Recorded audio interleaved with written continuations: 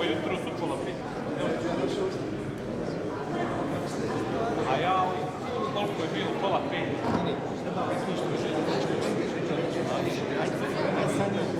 Aj sad,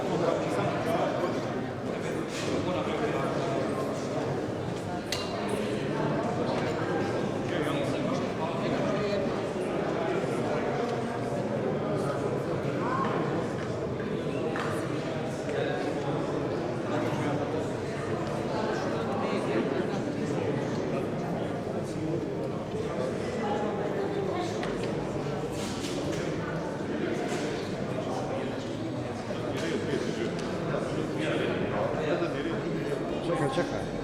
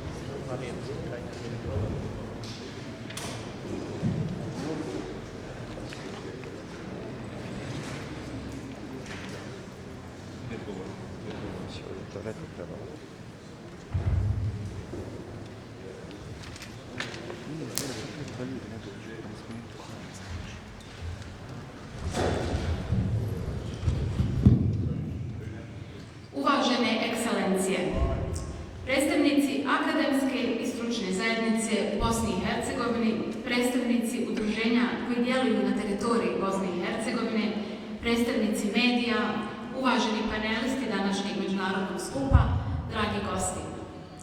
U ime grada Sarajeva i Informativnog centra u Međunarodnom krivičnom sudu za bivšu Jugoslaviju zahvaljujem na vašem dolasku i iskazanom interesu da prisustvujete i učestvujete na današnjoj međunarodnoj konferenciji Ratni zločini u Ahmićima kroz presude Haškog tribunala 26 godina poslije. Organiziranje današnje konferencije od strane Informativnog centra o Međunarodnom krivičnom sudu za bivšu Jugoslaviju je aktivnost koja proizilazi iz samog mandata centra, koji je između ostalog nadležan da organizira javne događaje koje imaju za cilj informiranje javnosti o predmetima ratnih zločina i radu Haškog tribunala, odnosno sada radu Međunarodnog rezidualnog mehanizma za krivične sudove, koji je od konca 2017. godine pravni slijednik Haškog tribunala. Stoga smo smatrali značajnim da se upravo na 26. godišnjicu od počinjenja ratnih zločina u Ahmićima, na temelju činjenica koje su utvrđene u pravosnažnim sudskim presudama Haškog tribunala, kojeg je osnovalo najznačajnije tijelo Ujedinjenih nacija, odnosno Vijeće sigurnosti, održi ovakav događaj, a na kojem će se sublimirati presude tribunala i iskustva pravnih stručnjaka koji su profesionalno i predano radili na predmetima ratnih zločina počinjenih u centralnoj Bosni. Stoga vas molim da na samom početku minutom šutnje ili na neki drugi prigodan način odamo počast žrtvama ratnih zločina u Ahmićima, kao i svim žrtvama ratnih zločina koji su počinjeni u svijetu i na teritoriju bivše Jugoslavije.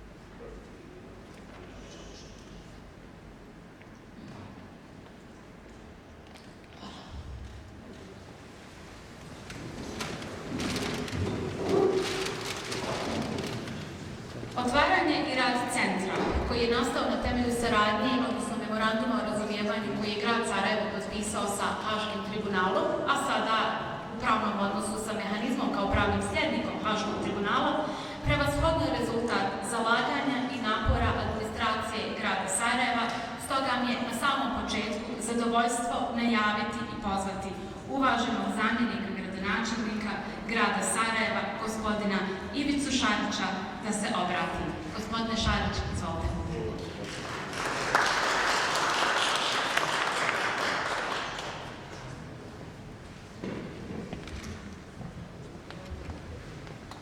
Uvažene dame i gospodo, poštovani gosti, uvaženi učesnici konferencije, dobro vam došli.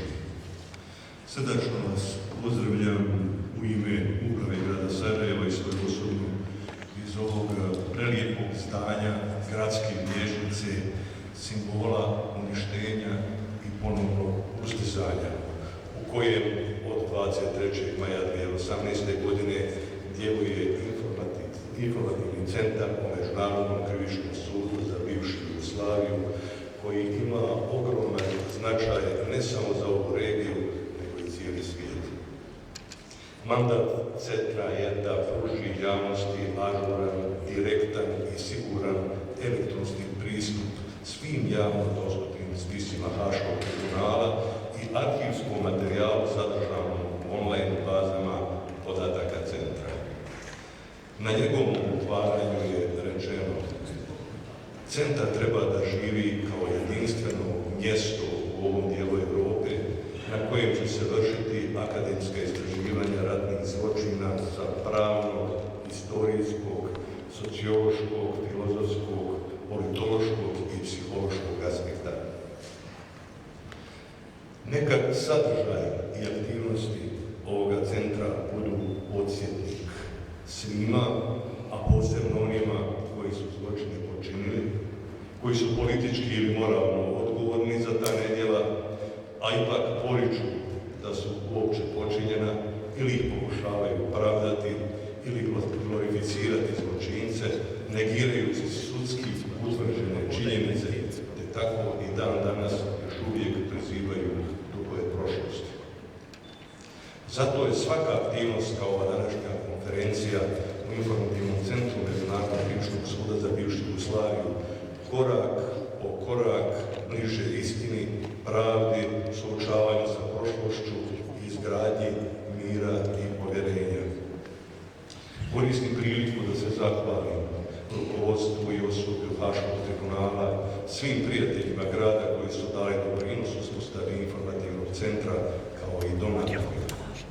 Sa željom za pravdom i pomirenjem, mirom u cijelom svijetu i životom dostojnog svakog čovjeka, sve vas još jednom srdačno pozdravljam, a za doprinos radu ovoga centra zahvaljujem posebno gospodinu Kennethu Scottu, Marku Harmonu i pozivam im da im uručim zahvalnice.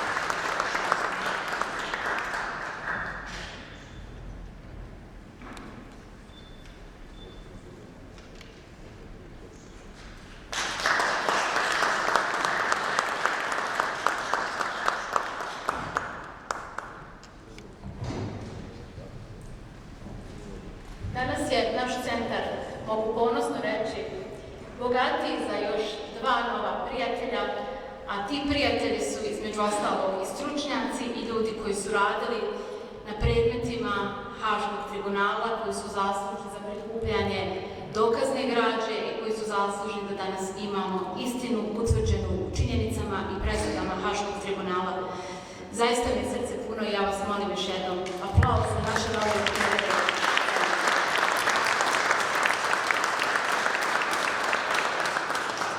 Prije samog oficijalnog početka dijela konferencije pogledat ćemo jedan kratki isječak koji je radio outreach program Haškog tribunala, a koji je nastao u sklopu dokumentacione audio-video građe u odnosu na ratne zločine počinjene u centralnoj Bosni.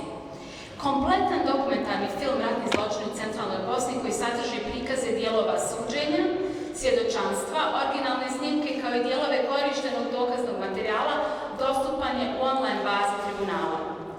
Elektronski pristup svim javno dostupnim spisima, arhivskom materijalu, uključujući i dokumentarac čiji ćemo isječak samo kratko danas pogledati, moguće je vršiti u sklopu informativnog centra o Međunarodnom krivičnom sudu za bivšu Jugoslaviju Sarajevo, koji ima sjedište u objektu Sarajevske vijećnice i koji operativno djeluje u sklopu grada Sarajeva i naravno pomoć u pretraživanju baza pruža stručno osoblje informativnog centra grada Sarajeva.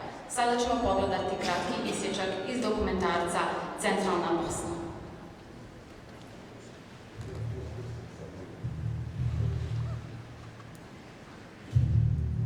People of Stupnido, the 23rd of October 1993 was hell. There is simply no other way to describe it.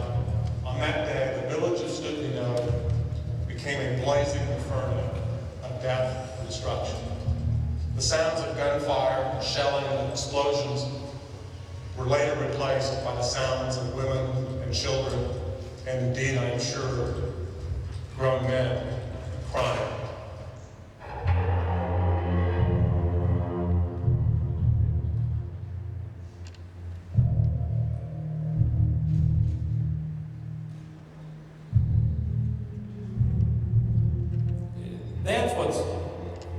That's what's really heartbreaking about Central Bosnia.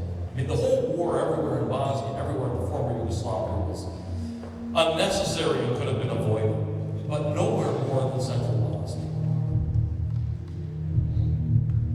I can't remember the sequence, but we went into house after house, and the scene in each house was that we discovered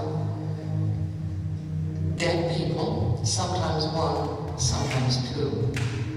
Sometimes in the front room, these are small houses, on a sofa, on the floor. Kad smo došli tu kod ubijenog brata, on je naredio visoki vojnik, naredio je ocu iskorači 2 koraka. Otac je to jedva učinuo i onda mu je sa metra opalio jedan metak direktno u slijepošnicu. Otac je pao odmah na licu, mjesta je mrtav, ja mislim, ostao. Zatim je meni rekao, iskoraci 2 koraka.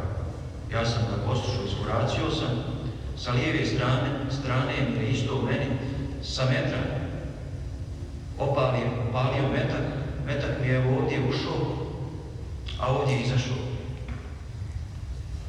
I on se okrenuo onda, u dvorište se vratio.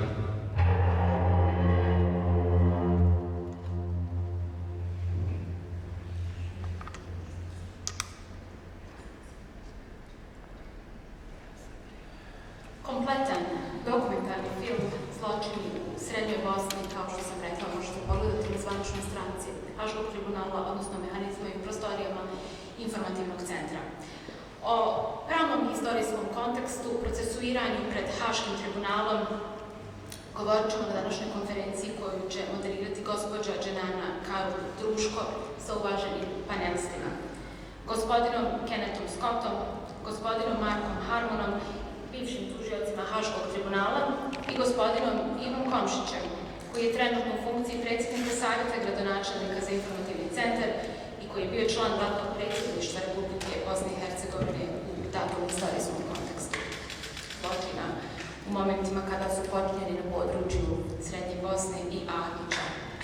Na samom početku, gospođa Karup Druško će nas kratko podsjetiti na presude Međunarodnog krivičnog suda za bivšu Jugoslaviju u odnosu na lokalitet Centralna Bosna, te će započeti službeni dio današnje konferencije i panel diskusije sa uvaženim panelistima.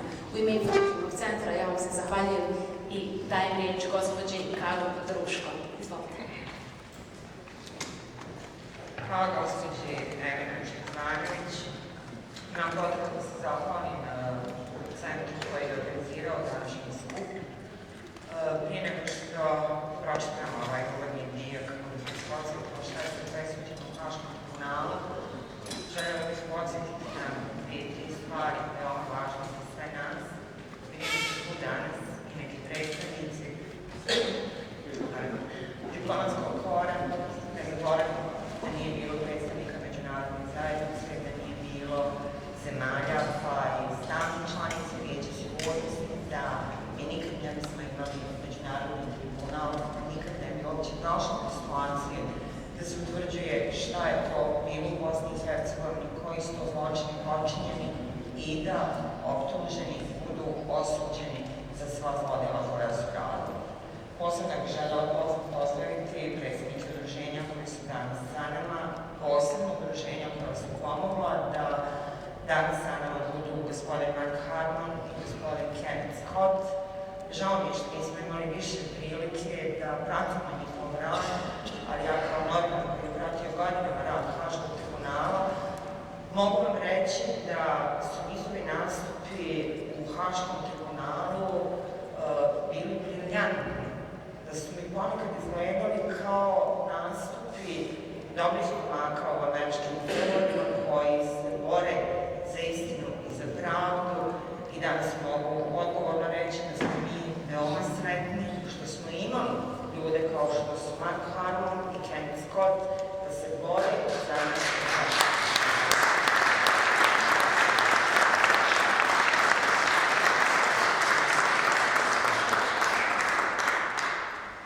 Da ne bude da samo ja to mislim, prošle sedmice su bili gosti iz Mehanizma u Sarajevu, između ostalog i u centru, i kad smo im rekli šta pripremamo i ko su nam gosti, onda je komentar bio, wow, to su haške ninja. Dakle, da znate da oni imaju veliki ugled među kolegama u Haškom tribunalu. Da krenemo sa zvaničnim dijelom. Prvi procesi pred ICTY-om i prve presude protiv rukovodilaca Hrvatske republike Bosne i Hrvatskog vijeća odbrane bili su protiv političkog i vojnog rukovodstva iz Srednje Bosne. Upravo su presude protiv Zlatka Lesovskog, Tihomira Vlaškića i Darija Kordića pravosnažno utvrdile da je u Bosni i Hercegovini bio međunarodni konflikt, a Republika Hrvatska je označena kao država koja je izvršila agresiju na Bosnu i Hercegovinu.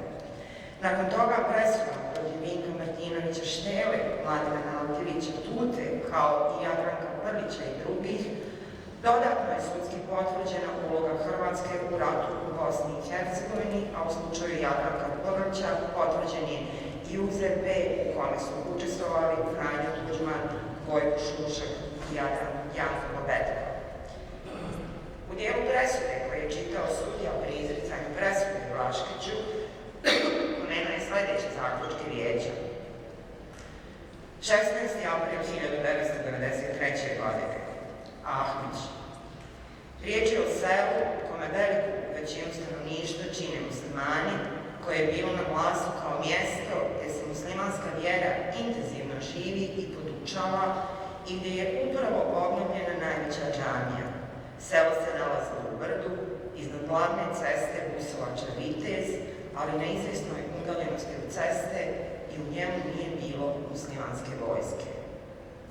U 5:30 ujutru 16. aprila na scenu stupa artiljerija. Stanovnici Hrvati otišli su prethodne večeri. Ostali su samo oni koji su naoružani i žele ubijati. ubijati uspanične muslimane koji su se trgnuli iz sna usred noći, izašli iz kuće, počeli bježati kad su ih pokosili meci vojnika koji su ih čekali. Muslimane među kojima su bile žene, djeca i starci koji su silom odvodili iz njihovih domova kako bi ih ubili. Činjenice su poznate. Odbrana je na kraju priznala da su materijalne činjenice kao takve ne mogu pobijati. Što se tiče međunarodnog sukoba u presudi Blaškiću, sudija je tada rekao: posrijedi je međunarodni oružani sukob. Republika Hrvatska se nije zadovoljila samo sa ulogom promatrača, niti da samo pokuša zaštititi svoje granice. Ona je intervenirala u sukobu između bosanskih muslimana i Hrvata. Franjo Tuđman i Slobodan Milošević su se sreli u martu 1991. godine da bi raspravljali o podjeli Bosne i Hercegovine, koja bi rezultirala njenim nestankom kao posebnog entiteta. Prema riječima jednog svjedoka odbrane, Hrvatska je 150 godina gajila aspiracije prema teritorijama koje su smatrali hrvatskim teritorijama u Bosni i Hercegovini. Nacionalizam predsjednika Tuđmana i njegove teritorijalne aspiracije su u svakom slučaju bili očiti mnogim njegovim sugovornicima, bilo da je riječ o Lordu Ovenu ili svjedocima Pedru Ešdaunu i dva zaštićena svjedoka koje je vijeće saslušalo. Ponekad morali smo koristiti pseudonime da bismo osigurali zaštitu svjedoka. Hrvatska je, kao što su to priznali neki njeni najviši časnici, poput generala Bobetka, admirala Domazeka ili generala Petkovića, poslala jedinice na jug Bosne i Hercegovine na bosanski teritorij, ali ona se nije na to ograničila. Dokazi na koje se vijeće poziva u presudi to pokazuju. Jedinice hrvatske vojske viđane su na mnogim mjestima na teritoriju Bosne i Hercegovine, uključujući i Vlašansku Doru. Dokumenti pokazuju da su mnogobrojni vojnici hrvatske vojske služili u HVO-u, a zapovjeđavano im je da skinu oznake HV-a i da ih zamijene oznakama HVO-a. Većina časnika HVO-a su u stvari bili časnici HV-a. Vijeće se slaže da je moguće da je Hrvatska isto tako pružala određenu pomoć u Bosni i Hercegovini. No pomoć tom području u svakom slučaju prekinuta u relevantnom razdoblju, dok je iznos pomoći koju je Hrvatska slala strukturama Herceg Bosne iznosila 1.000.000 njemačkih maraka dnevno. Očito je da su mnogi pripadnici HVO i Hrvatske zajednice Herceg Bosne dijelili ciljevi hrvatskih nacionalista iz Hrvatske, svakako Mate Boban, predsjednik te zajednice, isto tako Ante Valente, predsjednik HDZ-a iz Viteza, a zatim predsjednik HDZ-a Hrvatske zajednice Herceg Bosne, čije nacionalističko pisanje je indikativno. Ignacko Štraman, glavni tajnik HZHB, Dario Kordić, dopredsjednik HZHB, čiji su govori raspirivali strasti Hrvata u Bosni i Hercegovini. Vijeće navodi kao primjer citat iz zapisnika sa sjednice održane 12. novembra 1991. godine, koji su potpisali Mate Boban i Dario Kordić. Citiram: Hrvatski narod u Bosni i Hercegovini se mora konačno odlučiti za aktivnu i odlučnu politiku kako bi ostvario svoj vječni san o zajedničkoj državi. Završen citat. U presudi Dariju Kordiću prethodno vijeće navodi: prethodno vijeće nalazi da je Dario Kordić bio prisutan na sastanku političara održanog u štabu pukovnika Blaškića 15. aprila, kad su izdana ovlaštenja za napad na Ahmiće i druga sela. Da je Mario Čerkez prisustvovao kasnijim vojnim sastanku na kojem su izrađeni planovi, te da je Dario Kordić povezan sa naređenjem pukovnika Blaškića da se pobiju svi vojno sposobni muškarci, istiraju civili i zapale kuće u Ahmićima. Pretresno vijeće nalazi da ogromna količina dokaza ukazuje na dobro organizirani i planirani napad HVO na Ahmiće, kome je cilj bio ubijanje i istirivanje muslimanskog stanovništva, što je rezultiralo pokoljem. Tvrdnja da je taj napad bio opravdan po strateškoj, odbrambenoj ili bilo kojoj drugoj osnovi u potpunosti je neutemeljena. Zaključak je vijeće. Nadalje, pretresno vijeće zaključuje iz tih dokaza, kao i iz dokaza o drugim napadima HVO u aprilu 1993. godine, da je u to vrijeme postojala zajednička namjera ili plan smišljen i izvršen od strane vođstva bosanskih Hrvata da se Lašvanska dolina etnički očisti od muslimana. Dario Kornić je kao lokalni politički vođa bio dio te namjere ili plana, a njegova je glavna uloga u njemu bila uloga planera i posrekača. Žalbeno vijeće navodi da je Kornić kao visoki regionalni političar sudjelovao u planiranju vojne operacije i napada na Ahmiće, čiji je cilj bio čišćenje, pod navodnicima, ovih područja od muslimana. Žalbeno vijeće smatra da je taj opći plan obuhvaćao cijelu Lašvansku dolinu i da su zločini u kojima su izričito raspravljala bili ubojstva vojno sposobnih muslimana, muškaraca, protjerivanje civila i razaranje kuća. Za ta krivična djela Kornić je imao direktnu namjeru. U presudi protiv Zorana Kupreškića, Mirjana Kupreškića, Drage Josipovića, Dragana Papića i Vladimira Šantića navodi se: u roku od samo nekoliko sati, 16. aprila 1993. godine, približno 116 stanovnika Ahmića, među kojima su bili žene i djeca, ubijena, a približno 24 ih je ranjeno. Ukupno 169 kuća i 2 džamije su uništene. Žrtve su bile muslimanski civili. Pretresno vijeće je utvrdilo na osnovu predočenih dokaza da se nije radilo o borbenoj operaciji. To je bio dobro planiran i dobro organiziran pokolj civilnih članova jedne etničke grupe muslimana koji su počinile vojne snage druge etničke grupe Hrvata. Primarna svrha pokolja bila je istjerati muslimane iz sela ubistvima mnogima od njih, paljenjem njihovih kuća, pokoljem njihove stoke i nezakonitim zatočavanjem i deportacijama preživjeli na druga područja. Krajnji cilj svih tih radnji bio je raširiti strah među stanovništvom, te kako spriječiti članove te određene etničke grupe da se ikad vrate u svoje domove. Masakr izvršen 16. aprila 1993. godine u selu Ahmići predstavlja tek jednu užasnu epizodu u tom široko rasprostranjenom obrascu nasilja kojem je svrha bila progon. Tragedija koja se odigrala tog dana ima sve odlike antičke tragedije.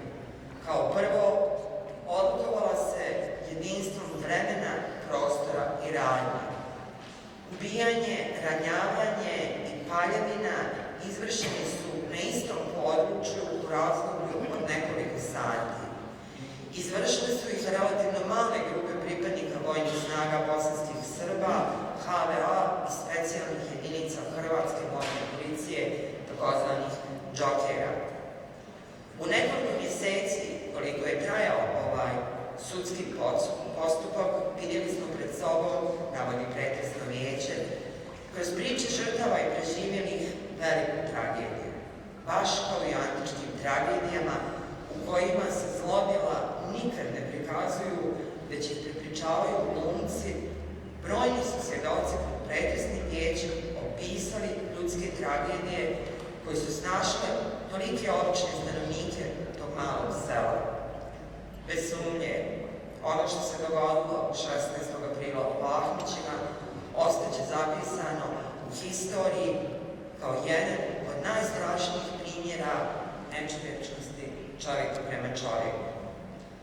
Miroslav Bralo bio je pripadnik Džokera, jedinice vojne policije Hrvatskog vijeća obrane, koja je djelovala prvenstveno u regiji Lašvanske doline u srednjoj Bosni i Hercegovini tokom 1993. godine. Njegovo izjašnjenje o krivici bilo je popraćeno pisanim javnim sporazumom o izjašnjavanju o krivici između njega i tužitelja. Sad ću pročitati samo još dva pasusa iz izjave Miroslava Brale. Tribunal mora da se bavi s mnogim lažima. Ja vjerujem da je jedini put naprijed da se kaže istina i da se prestane sa poricanjem istine. Mislim da nisam lagao, ali sam bio onaj koji je sve poricao, pogotovo pred samim sobom. Kao čovjek svjestan sam da se radi o mojim zločinima koje sam počinio tokom masakra u Ahmićima nad ljudima čiji se glas više nikad neće čuti. Želio bih da se izvinim i u ime onih koji su počinili te stravične zločine, a nisu više među živima, i svima onima koji su morali da prožive bol i patnju zarad neljudskog ponašanja u Ahmićima. Mora jednom biti kraj izvršavanja zločina. Porodice bi trebale da odluju svoje bližnje i da znaju istinu iskreno. Nadam se da će sve strane sarađivati u potrazi za istinom i čineći tako skratit će agoniju mnogih obitelji. Moje izvinjenje bi trebalo da ide još dalje. Trebalo bi da bude šire od zemaljskih ugla. Trebalo bi da uključi izvinjenje svim žrtvama i njihovim porodicama, svima onima koji su morali da prođu kroz užas događaja koji su se desili i znani i neznani. Želio bih da se izvinim i mnogim ljudima koji i danas žive u strahu i očaju raseljeni širom svijeta. Kao što je gospođa Eminović-Zakrić najavila, čuli ste ko su današnji paneli, ja ću iskoristiti priliku zaista da ono što više govore o predmetima na kojima su radili i kako su tekle te njihove istrage i skupljanje dokaza. I zamolila bih gospodina Marka Harmona, koji je bio već prvi tužitelj koji je radio na predmetima vezanim za zločine po Ahmićima, kad se prvi put vi, gospodine Harmon, susrećete sa zločinima po Ahmićima, šta vam je najviše pomoglo da shvatite dešavanja oko tog zločina i kako ste dolazili do dokaza, odnosno do dokumenta neophodnih za dokazivanje u sudnici.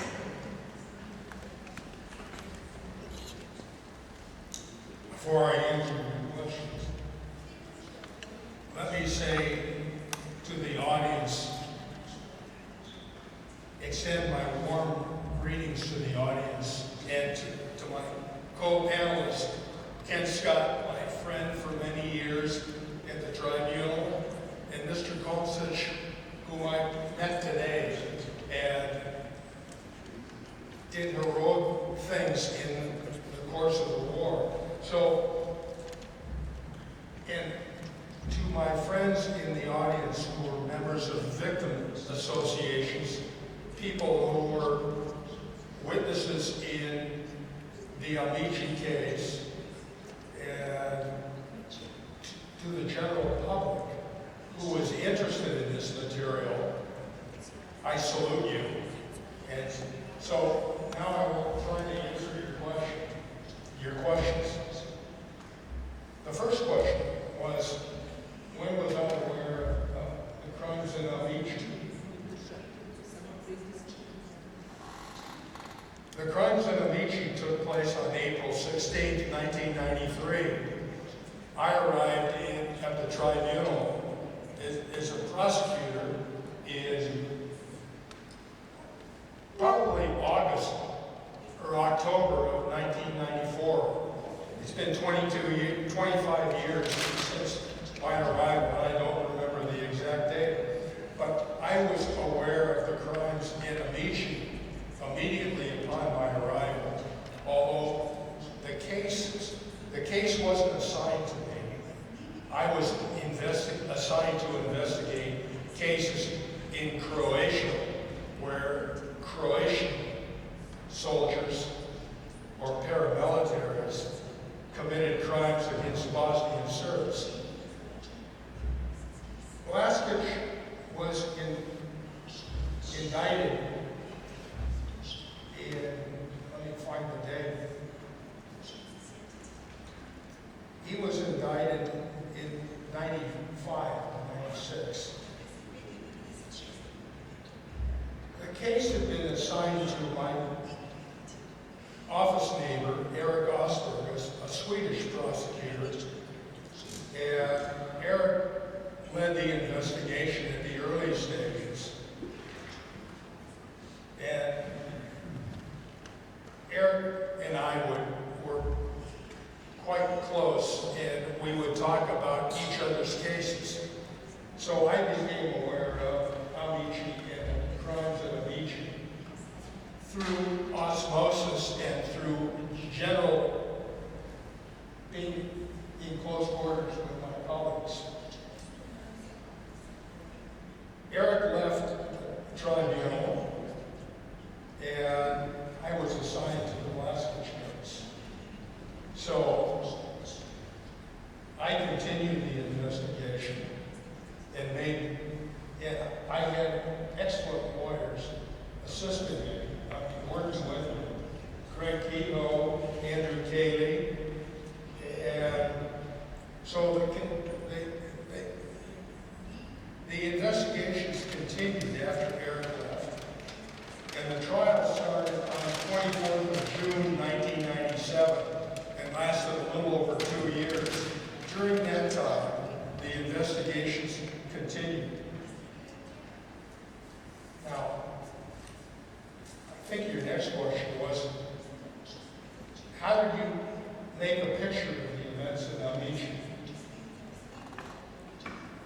Fundamentally, there are two things that I'm going to take off the simultaneous translation. It's distracting me. Fundamentally, there are two inquiries that prosecutors make. What happened at the crime scene, and who was responsible? And so those are questions that we started to clarify early on in the investigation. Now, to understand more the investigation, we had interdisciplinary teams assigned to each case. So the interdisciplinary teams consisted of lawyers, investigators, and analysts, both military analysts and political analysts. We all worked together, and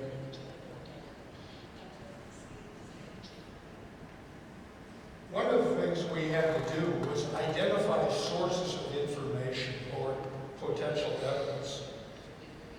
The first most valuable, one of the most valuable sources to answer the question of what happened were identified in interviewing the victims.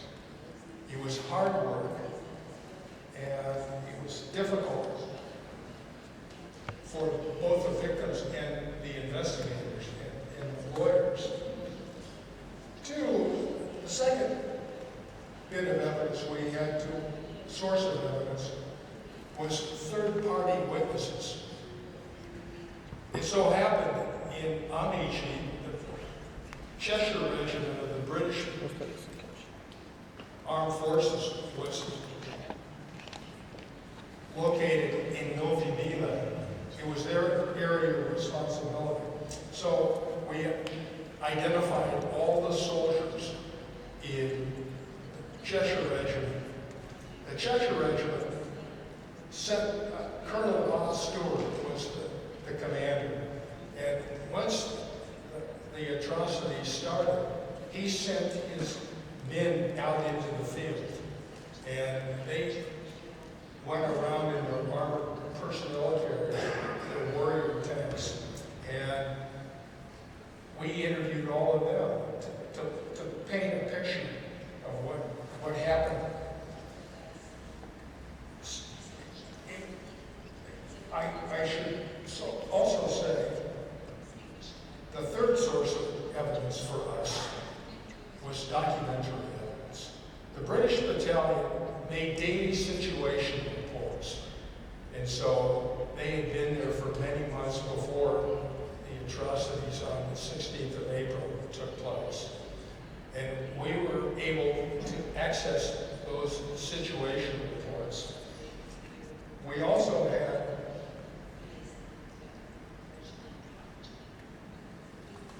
correspondence. Bob Stewart and various officials corresponded with the Bosnian Croat leadership in Bosnia, and particularly with Blaskić, General Blaskić. So we obtained those correspondences, and we also interviewed 2 UN observers who had been in the field shortly after the events took place. And those UN observers confronted General Blaskić and made reports. We obtained those reports. Other source of information we attempted to get, and were somewhat successful. I wanted to get aerial images of what happened in Amici. Now, aerial images can demonstrate what houses were burned, create a timeline for us. And so we were successful to a degree. Some countries didn't want to give us aerial imagery. The UK provided us with aerial images. We saw unsuccessfully, I might add, intercepted communications, electronic communications. And we also attempted to get all reports from third-party sources, such as the UN and other observers, neutral observers. Then the analyst unit did a survey of the media, both the written media and the video media. And from that, you know, it's amazing how many people who committed crimes give interviews. And we wanted to obtain those interviews and analyze them. And also, people make films of their misdeeds, and we analyze the film and analyze the perpetrators from those, identify the perpetrators from those films. A sixth source of information for us was expert witnesses. We had to identify and select expert witnesses. For example, when I started, and most of my colleagues, non-Yugoslav colleagues started, we didn't know about the history of the former Yugoslavia. So we contacted historians. Robert Donia testified for us in the Blaskić case. We identified military experts who could give us advice on artillery, logistics, chain of command, the structure of the JNA. We had to understand all of that. And lastly, we tried to develop insider witnesses. And insider witnesses somebody who's close to the crimes, the commission of the crimes, and close to the perpetrators. And the most common way to develop insider witnesses is through plea agreements. And those people, Janana mentioned Bralo. Bralo was an insider witness. He gave us a statement. And it was a useful statement because it corroborated other facts that we had developed. So in terms of, those are the sources of evidence we developed. I'm sorry.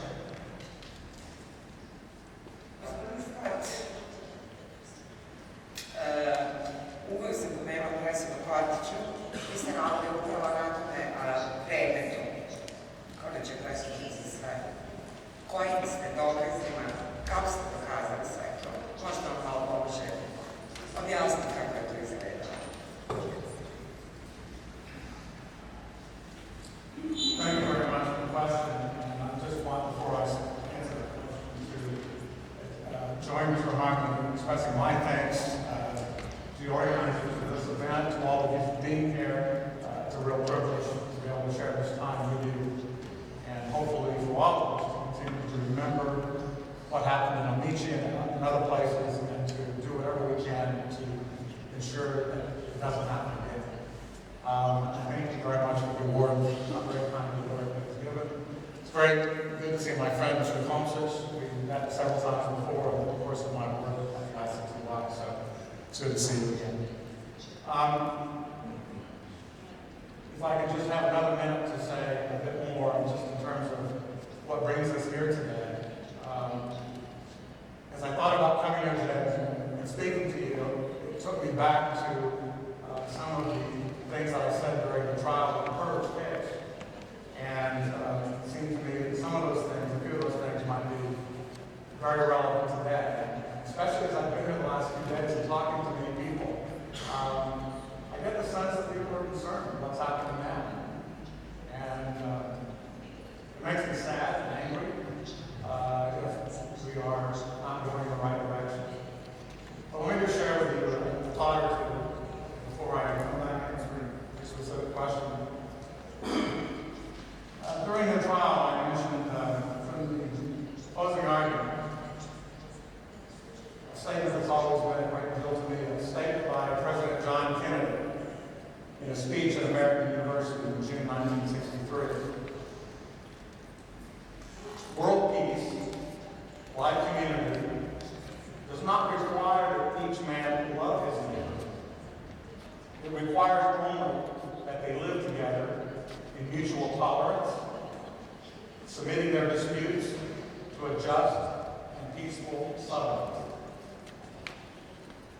Peace need not be practical, and war need not be inevitable. Let me repeat that. Peace need not be impractical, and war need not be inevitable. For in the final analysis, our most basic common link as human beings is that we all inhabit this small planet. We all breathe the same air, we all cherish our children's future, and we are all mortal. And as we concluded the Purge trial, I looked around the courtroom and to the defendants in the dock, I thought, it seems to me that they forgot, many of us forgot, too many people forgot that statement. We all have much more in common than what separates us. And we have a problem because we keep repeating these episodes of violence, mass violence, over and over again. And after every time we say, what do we say? All of you know. Never again. We'll never allow this to happen again. We will never forget this. We'll never let it happen again. The tragedy is that we do forget. And it does happen again. It happens again. The Holocaust, this country, former Yugoslavia, Rwanda, Cambodia, Sierra Leone, and other places that are happening now. The tragedy in Syria, the tragedies in Yemen, the tragedies in South Sudan, and yet they go forward. So I think that's why, I just wanted to say that, I think that's why this conference is extremely important. And while I appreciate all of you being here, because all of us together really bear responsibility for making sure that these things don't continue to happen. Only by coming together and talking about these things, hoping to learn some lessons and take those lessons forward, we really have any hope of stopping these things. So in the Cordish case, we followed the Blaskovich case that Mark talked about. And one of the things we learned at the tribunal was that political cases, the cases against or involving political leaders are a bit different than those involving military officers. A big factor being in the military, especially more advanced militaries, there are structures, there are hierarchies, there are chain of commands in most modern armies. And in a sense, we were fortunate because in the Yugoslavian conflict, we were dealing with really First World armies.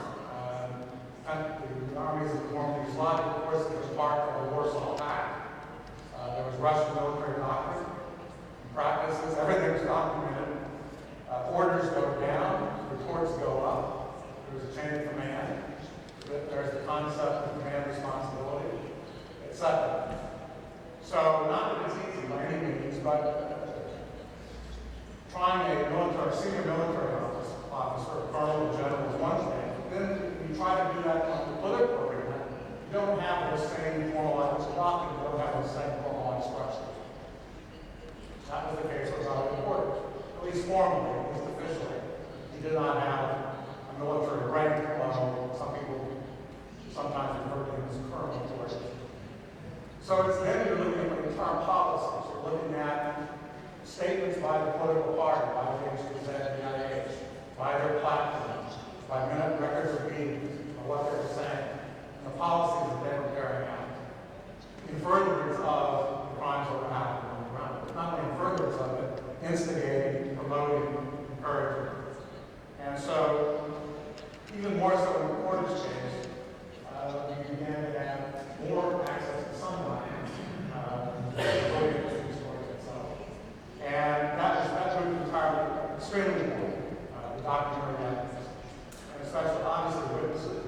But again, as Mark said, in all of our cases, you have what we call the crime base, proving the facts on the ground, proving that crime happened, an attack happened in this village on this day, in this way, and these people were the casualties. That's the crime base, that's the crime that's on the ground. And then you have to also prove the responsibility of whoever it is that seems to be responsible. On the responsibility side, it's important to note that when the Security Council created the ICTY, and when they created the Rwanda Tribunal and the other tribunals that happened in the last 25 years, they're not interested. Our mandate, our instructions were not to prosecute the foot soldiers, but to prosecute the more senior responsible people, the decision makers, the policy makers.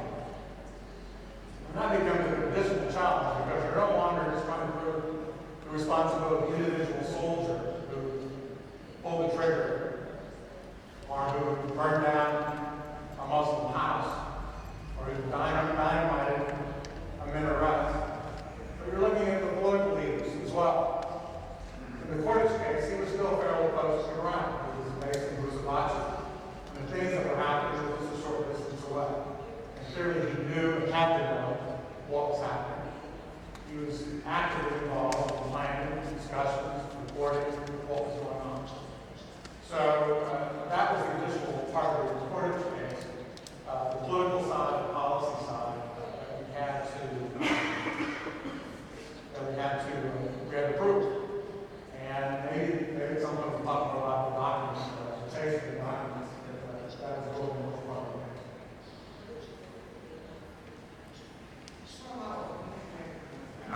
Darija Kordića. Kako danas komentirate to što se on pojavljuje javno, nedavno je u Zagrebu održao predavanje studentima u studentskom centru?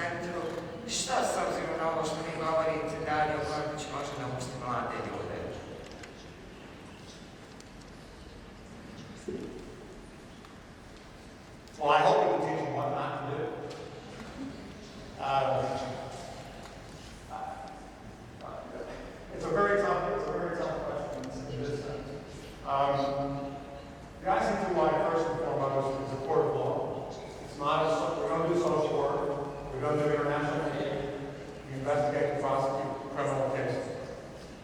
And that's what we did. Portage was convicted, rightly so. I absolutely condemn everything that he did. He was sentenced, and he served his time. He served his sentence, he's released. He now goes about the rest of his life.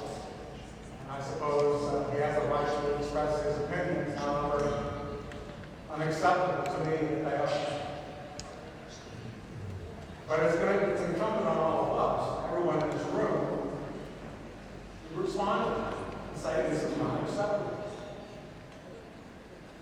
And very of course, we should come up with someone glorified, someone that his life should be followed, we should hold him up as an example, but we have to make sure that doesn't happen. That's only going to happen if all of us actively oppose that and speak out. And then we're reminded constantly of what did happen in the region, and it took a lot of help under his political leadership.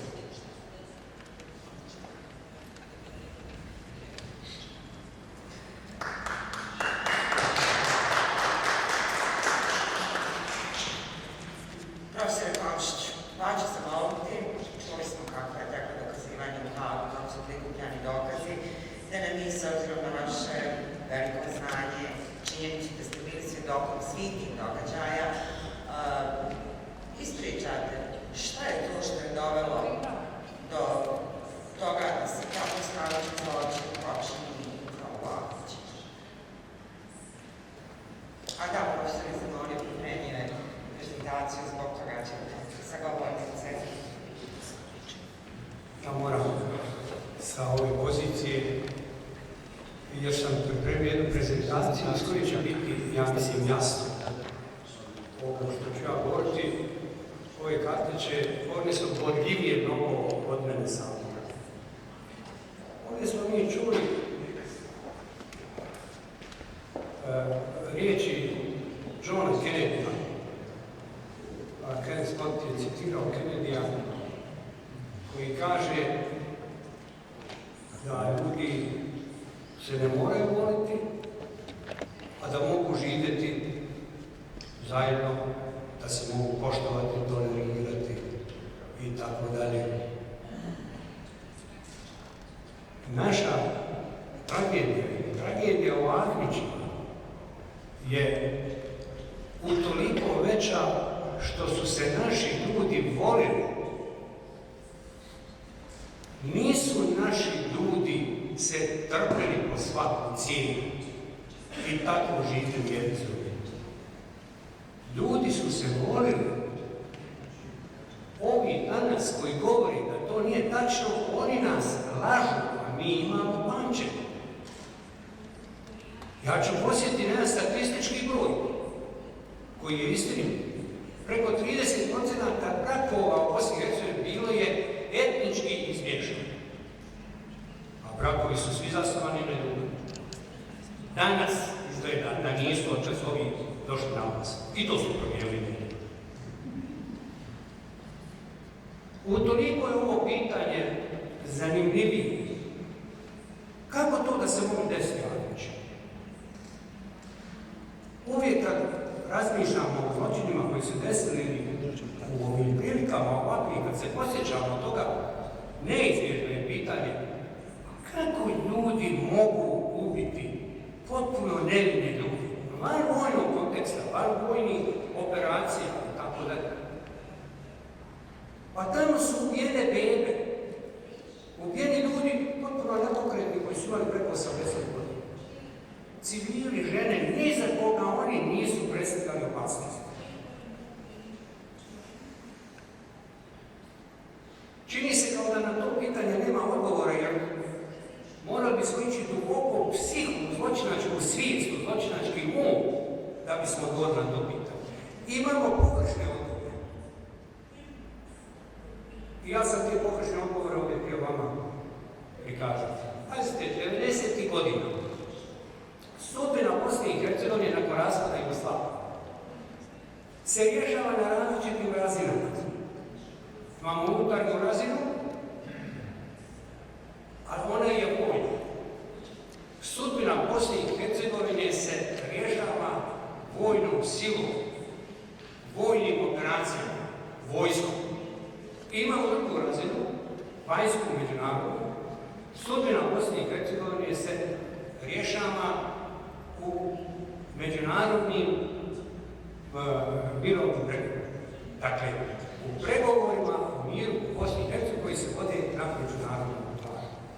Zanimljivo je, pošto sam bio sudionik nekih od tih razgovora, nisam svi, ali sam odmah primijetio da su te dvije razine isprepletene, da se one ne odvijaju jedna mimo druge. Tako da čak nije bilo jasno da li vojni sukobi, ono što su činile vojske kroz, naravno, vojske su imale političke nalog. Ono što su vojske činile, ciljeve, političke ciljeve koje su vojske ostvarivali u Bosni i Hercegovini, da li to ima mogućući utjecaja na mirovne pregovore ili obrnuto, ili mirovni pregovori sami potiču vojne sukobe u BiH. Ja sam bio sklon tvrditi, naravno da ima jednog i drugog, ali da u nečoj mjeri su mirovni pregovori producirali vojni sukob u BiH nego što je to bilo obrnuto, nego što bi bilo za očekivati da mirovni pregovori zapravo zaustavljaju vojni sukobe u Bosni i Hercegovini i da i nastoje nekako sanirati. Posjetit ću vas sada brzo i ovdje sad to sve na kartama. Prvi mirovni plan za BiH bio je Kutiljerov. On nije nanesen na kartu jer ga nije bilo moguće nanijeti. Ja ću samo posjetiti na to da je već taj sporazum, prvi mirovni sporazum BiH bio zasnovan na etničkoj podjeli države Bosne i Hercegovine. To je suština tog sporazuma. Doslovce tamo stoji 3 etničke zajednice. BiH se mora podijeliti na 3 etničke zajednice, na 3 etničke cjeline. Oni su koristili pojam zajednica. Naravno, ako vi govorite o tome da teritoriju jedne države dijelite na 3 etničke zajednice, morate definirati njihove teritorije. A to je bilo nemoguće. Mi smo već imali 91. popis stanovništva. Jer ovo je već, dakle, taj popis je, rezultate popisa smo imali prije. Bosna i Hercegovina je predstavljala potpuno etnički izmiješanu teritoriju. Čak ono što je bilo zanimljivo, kao ovdje sjede ljudi koji su radili etničke karte. Bilo je zanimljivo da su Hrvati ima najveću dispersiju svog stanovništva u BiH. Od Neuma do Bosanskog Broda, do Brčkog, do Bihaća i tako dalje. Najmalobrojniji narod ima najveću dispersiju stanovništva. To je jako važna činjenica. I pogledajte, nije se mogla napraviti karta na temelju Kutiljerovog plana jer niste mogli nanijeti te etničke zajednice, niste ih mogli teritorijalno definirati. Zato nema karta. Ovo je naredni plan bio. Ovo je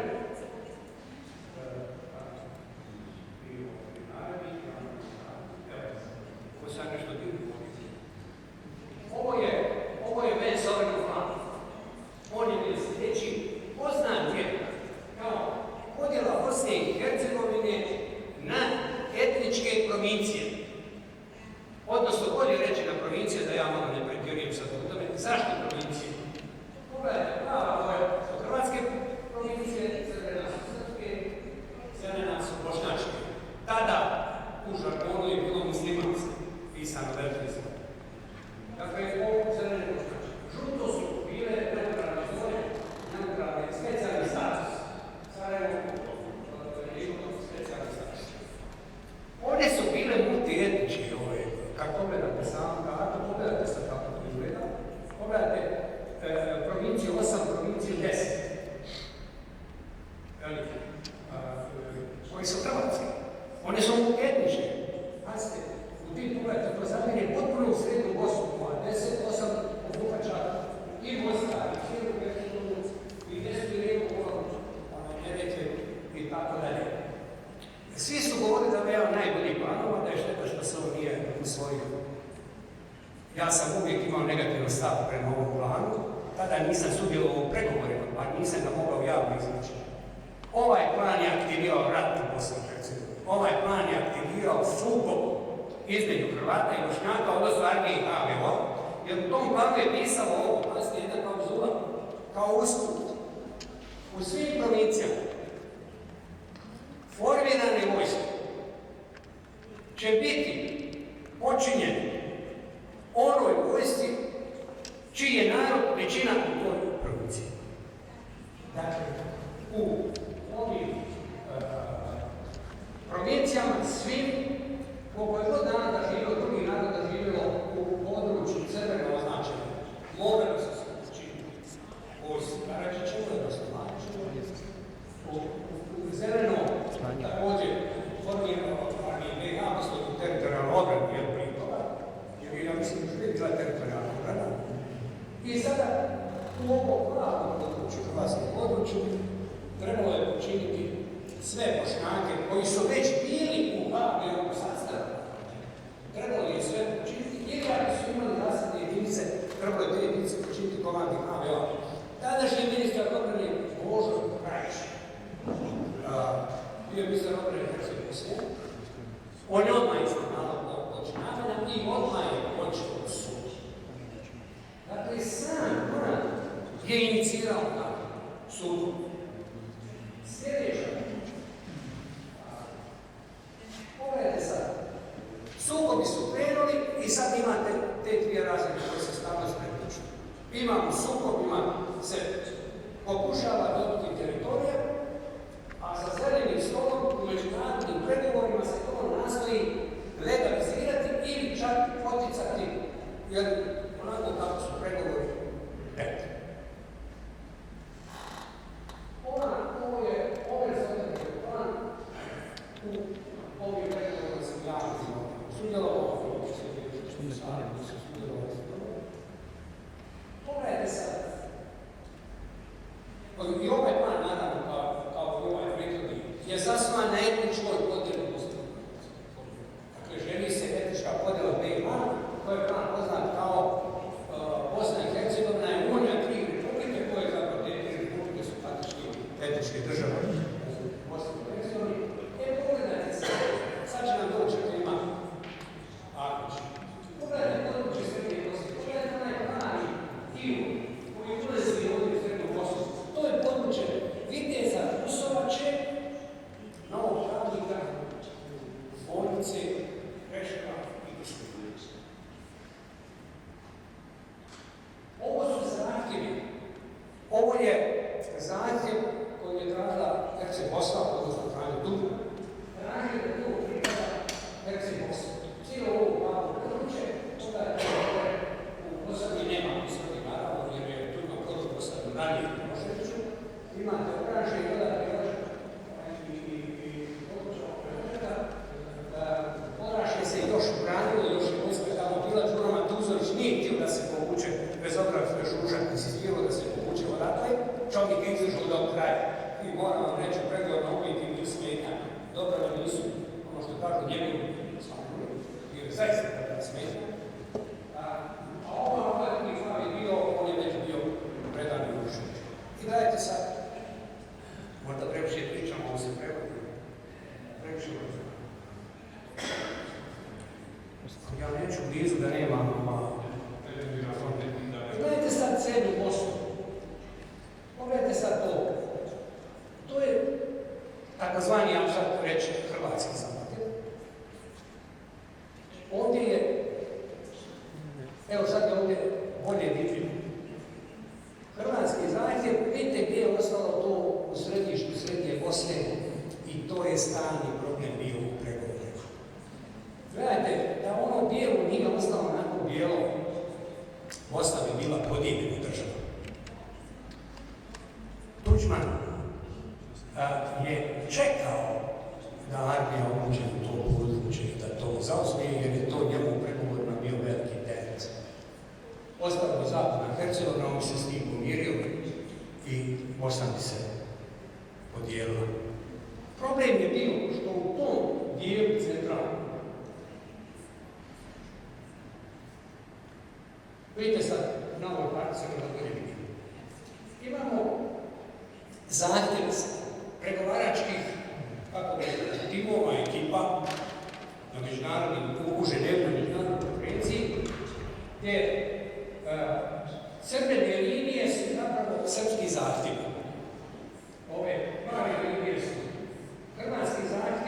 i zelene linije su Bošnjaka i Hrvata. Pogledajte područje Srednje Bosne, pogledajte koliko je linija tamo isprepleteno, to je dokaz da su tamo najizmješaniji interesi bili i da je bila velika borba čiji će to interes biti. Naravno, ovo bi sad mogli proširiti, ali naša tema nije to dalje. Pogledajte Podrinja, pogledajte linija, to pokazuje zapravo koliki su to zahtjevi bili opet sa srpske strane prema području i možete se vidjeti dole dolina Neretve oko Mostara. Kad se ove linije pogledaju bolje, kad se vide ti interesi, onda nije čudo što su Ahmići imali tu sudbinu.